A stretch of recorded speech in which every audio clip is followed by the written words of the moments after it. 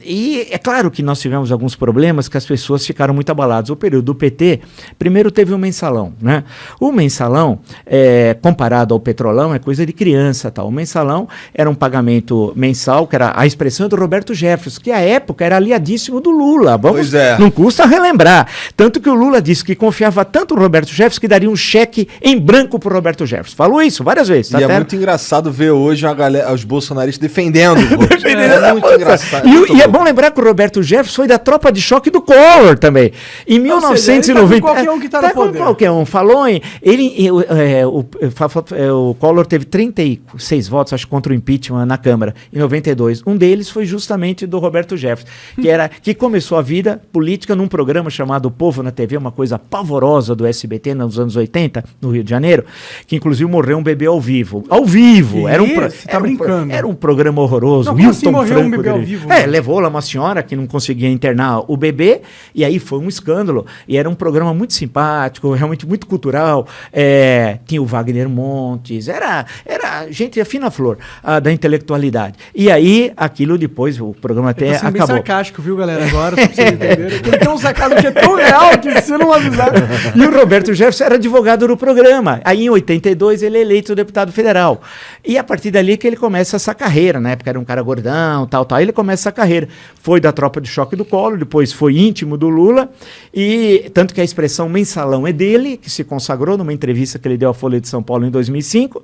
E depois agora virou fanático bolsonarista. Na verdade, é uma persona, é um ator. Ele vai trocando, tal. Ele não acredita em nada. É um psicopata. Ou sociopata, né? Ele deve matar pessoas. Você vai olhando a figura. Então, a grande questão que nós temos hoje, e aí é a tua questão, falta quadros políticos, né? O sistema político é ruim, né? Temos muitos partidos políticos, precisava mudar o voto, é voto distrital misto. Por exemplo, agora teve eleição na Alemanha.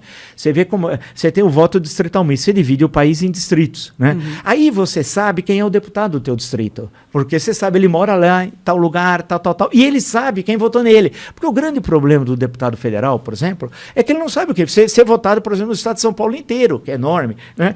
Você não sabe onde estão teus eleitores. Até a tua relação com o eleitor é ruim, e do eleitor com você é mais ainda. Então, nós precisamos mudar. É que quando a gente vai mudar, uma vez chegou até a ser aprovado o voto distrital, mas derrubaram no Supremo, isso na primeira década desse século. Então tem essa questão que o sistema político amarra, porque sem a gente desamarrar esse nó, a gente não resolve os problemas econômicos. E alguns não são muito complexos, porque eles gostam sempre de falar em reformas. Toda hora estão falando em reforma, ninguém sabe direito o que é reforma, mas eles falam reforma, porque reforma parece uma coisa difícil. Tem coisas que é da mera administração do governo. O beabá, primeiro, não ter corrupção. Isso não precisa de reforma, né? É só não ter corrupção. Tem uma boa equipe, caras que são bambambãs, aqueles caras, tudo, como a gente dizia antigamente, os camisas 10. Hoje tem time que nem tem camisa 10. Mas aí você tem aqueles caras que são muito bons na sua área de conhecimento. Você fala, esses caras... E não ter medo, o presidente, de ter uma equipe que o cara pode ser melhor que você, o ministro. Porque a grande questão que esses caras têm é que o ministro se destaca e aí foge da sua liderança política. Aqui em São Paulo, Montoro, em 1983, nomeou um secretariado que muitos secretários eram, assim, de formação melhor que ele, né? Ele montou um secretariado que era um ministério. Se você for ver os que vão se destacar depois no governo federal, quase todos vieram do governo. Esse que morreu agora, o João Sayad, aí você passa o José Serra, Bresser Pereira, você vai passando, Almir Pazianotto, que depois foi ministro do Trabalho do Sarney, que foi um importante advogado trabalhista, né, na época dos anos 70. Então, mas você não pode ter medo, mas os caras têm medo e tal. E tem estados e tem prefeituras que você não sabe o nome dos secretários. Bem, aqui em São Paulo é difícil lembrar o nome do prefeito, por exemplo, né? Eu não sei, pra ser sincero. Então, a grande questão é que nós temos a possibilidade, e na sociedade civil tem caras muito bons. Agora, não pode cair na ilusão que um bom gestor de empresa será um bom gestor público. Isso é um equívoco, porque uma coisa, na tua empresa... Paulo estava aí para provar isso. A preço você pensa de você, na tua empresa, né? Quando você vai lá à estrutura de Estado, cara, primeiro você precisa entender como é que funciona a máquina pública. Se você não tem experiência, você vai tropeçar. Segundo, você precisa ver o interesse do coletivo, né? Não é mais o interesse seu, da sua empresa. E aí o interesse coletivo sempre tem choques. Nunca as tuas decisões vão agradar a todos, porque tem política que ser agradável a todos. Não dá. Você agrada uma parte e desagrada a outra. A democracia, sim, a convivência dos contrários no interior do sistema democrático e tal. Então, o que falta é partidos mesmo, não o que nós temos que não são partidos, né? São gangues, né? São gangues. Algumas, o cara é dono do partido. Muitos políticos já me relataram, o sujeito chega e fala assim, olha, quanto você quer para ir para lá? Quanto você quer? Funciona dessa forma. E sem contar que eles também não têm, é difícil... A maioria dos partidos você não sabe exatamente o que eles defendem. Exato, são Eles não partidos. defendem nada, Não eles tem defendem diferença o um poder do outro. por si Não próprio. tem diferença. Não tem ideologia. Então você pega certos países, você tem 7, 8 partidos. Tudo bem. 7, 8, 6, 7, com representação. Aí você sabe. Porque em certa época do Brasil, nos anos da chamada República Populista, entre 1945 e 1964, tinham 3 partidos que ficaram célebres à época. E eram partidos nesse sentido, ideológico, você sabia quem era quem.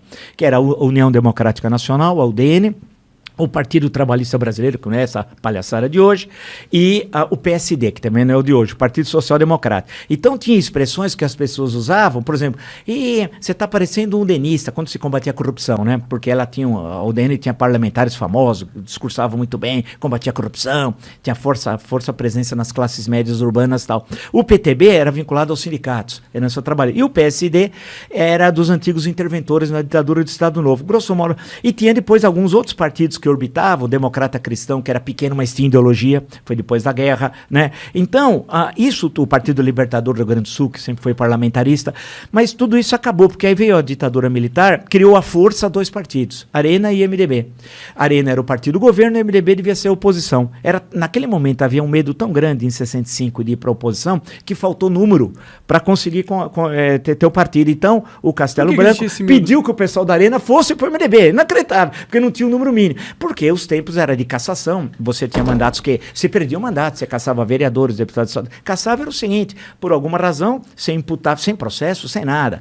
E você caçava vereador, prefeito, deputado estadual, deputado federal, governadores, né?